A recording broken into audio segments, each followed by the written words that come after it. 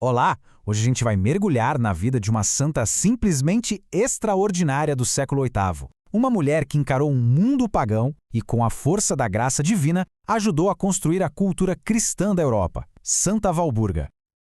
Então fica a pergunta, né? Como é que a santidade de uma única mulher, com sua coragem e uma vida interior profundíssima, se tornou a base para uma nova civilização cristã lá na Germânia? A história dela, gente, é uma lição e tanto sobre o que é evangelizar de verdade. Para a gente entender essa jornada incrível, nosso roteiro vai ser o seguinte. Primeiro, a gente vai ver o contexto da luta dela. Depois, a história da sua missão. Em seguida, vamos descobrir o segredo da sua força interior. Daí, os resultados concretos da sua vida e, por fim, porque ela é um remédio tão necessário para os nossos tempos. Olha, para a gente ter uma dimensão do que Santa Walburga fez, a gente precisa voltar no tempo, lá para a Germânia do século VIII. E não era um tempo de debates teológicos tranquilos, não. Aquilo era literalmente uma zona de guerra espiritual. Pensa só, de um lado você tinha o paganismo germânico, uma religião toda baseada no medo, na superstição, na adoração de forças da natureza, como aquele famoso carvalho de Thor que o tio dela, São Bonifácio, derrubou, e do outro lado, a fé católica, que chegava oferecendo a verdade da revelação, uma cultura de ordem, de caridade e, o que é fundamental, uma missão feita em total obediência à Igreja. Era, literalmente, a missão de trocar o caos pela ordem de Cristo. E quem foi a pessoa chamada para essa tarefa gigantesca? Bom, ela não era uma figura isolada. Santa Walburga nasceu numa verdadeira família de santos, uma família que parecia destinada a mudar o curso da história. Vamos dar uma olhada rápida na trajetória dela? Ela nasceu por volta de 710, filha de rei, mas com só 10 anos foi entregue à vida monástica. Pensa só, foram 28 anos sendo forjada no silêncio e na disciplina da abadia de Wimber. Aí, em 748, veio o chamado radical: largar tudo e ir ser missionária. Ela virou abadesa, governou por 17 anos e, décadas depois da morte, uma confirmação do céu. O corpo dela é encontrado intacto, um selo divino na sua vida santa. E o que é realmente impressionante aqui é que a missão dela não foi um voo solo, sabe? Foi um trabalho em equipe, uma verdadeira sinergia de santidade. Olha que organização. O pai dela, o rei, deu exemplo renunciando a tudo. O tio, São Bonifácio, veio com a autoridade do Papa. Os irmãos, um bispo e um abade, prepararam o terreno. E aí chegou ela, Walburga, para governar, educar e construir. Era uma operação da igreja, perfeitamente coordenada e hierárquica. E a missão já começou com um sinal claríssimo do céu. Tenta imaginar a cena. Na travessia do mar para a Germânia, uma tempestade violenta começa. O navio balança, os marinheiros entram em pânico, a morte parece certa. Mas no meio daquele caos todo, uma figura está ali, serena. Walburga se ajoelha no convés e reza com uma fé que não se abala. E de repente, silêncio. O mar se acalma, a tempestade some. Deus estava deixando bem claro: essa missão é minha e Walburga é meu instrumento. Ok, mas de onde vinha essa força toda? O que fazia as orações dela serem tão poderosas a ponto de acalmar o mar? O que a preparou para governar e transformar uma cultura inteira? A resposta não está nos eventos de fora, mas na vida interior dela. Vamos agora mergulhar no segredo da sua santidade.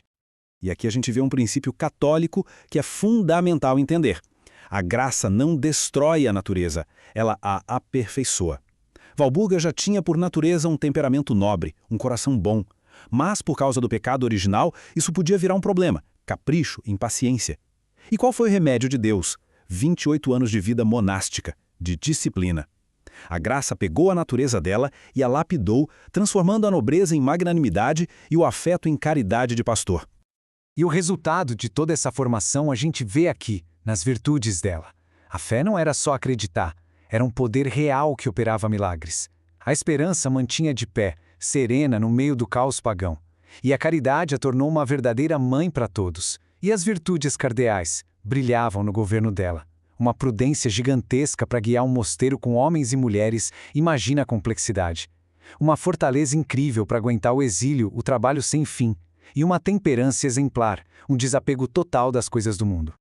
E aqui está o segredo dela, o ponto central de tudo. O carisma de Santa Walburga foi essa união perfeita entre a vida contemplativa e a ação missionária. Ela é uma monja, sabe? Totalmente focada na busca de Deus, no Choir Redeem. Mas essa busca não a isolou. Pelo contrário, foi a fonte de onde jorrou toda a força dela para fundar escolas e evangelizar. Uma contemplativa em ação.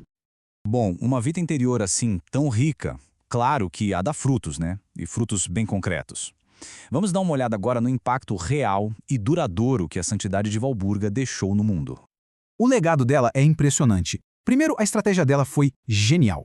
Ela percebeu que não se vence uma cultura de trevas só discutindo. Você precisa construir uma cultura da luz. Então, em vez de ficar em polêmicas, ela fundou escolas, criou obras de caridade e transformou a abadia de Heidenheim num farol de fé e cultura no meio da barbárie. Mas ela também foi uma intelectual, uma autora que escreveu sobre a vida dos irmãos, preservando essa memória preciosa para nós. E claro, o legado milagroso, um sinal que continua até hoje, o famoso óleo de Santa Walburga, que brota das relíquias dela há mais de 1000 anos. E sobre esse óleo, é super importante a gente entender o que ele é segundo a doutrina. Ele não é um sacramento, como o batismo ou a Eucaristia. Ele é um sacramental. Pensa assim, é um sinal sagrado que, pela intercessão de Santa Walburga, nos abre para receber a graça de Deus. A cura não vem do óleo em si, mas da fé que usa o óleo como um ponto de contato com o poder de intercessão da santa lá no céu. Esse óleo, que é um milagre que atravessa os séculos, levanta uma questão fundamental. Se a graça de Deus, agindo por meio de Santa Walburga, continua tão ativa hoje, será que a vida dela inteira também não é um remédio certeiro para os males do nosso tempo? A resposta é um grande sim. A história dela, de mais de 1200 anos atrás, talvez seja mais importante agora do que nunca. Se a gente pudesse resumir toda a vida e a missão de Santa Walburga em uma única lição essencial, numa pílula de sabedoria, seria esta aqui. A verdadeira evangelização não é só converter uma pessoa aqui e outra ali. É construir uma cultura inteira, com escolas, com literatura, com caridade. Mas, e aqui está o segredo, essa cultura só se sustenta sobre uma única coisa: a busca sincera por Deus, a vida interior, a oração. A ação sem contemplação é um prédio sem alicerce. Então vamos ver como o remédio dela se aplica direitinho aos nossos dias. A gente tem o secularismo, essa cultura que vive como se Deus não existisse. O remédio dela? Uma nova evangelização que coloca a busca de Deus de volta no centro de tudo. A gente tem o neopaganismo, cheio de superstição. O remédio? Os sacramentais, que usam o mundo material para apontar para o sobrenatural. E contra essa crise do feminino que vê a autoridade como poder mundano, ela mostra o verdadeiro gênio da mulher, um poder que nasce do serviço, da obediência e da união com Cristo. E no fim, a vida de Santa Walburga deixa essa pergunta para cada um de nós. No tempo dela, em meio ao paganismo, ela construiu escolas, mosteiros, uma cultura de caridade. E nós, hoje, aqui e agora, nas nossas famílias, no nosso trabalho, na nossa paróquia, qual cultura de fé a gente é chamado a construir? A resposta, como ela nos ensinou, começa sempre no mesmo lugar, na busca silenciosa por Deus.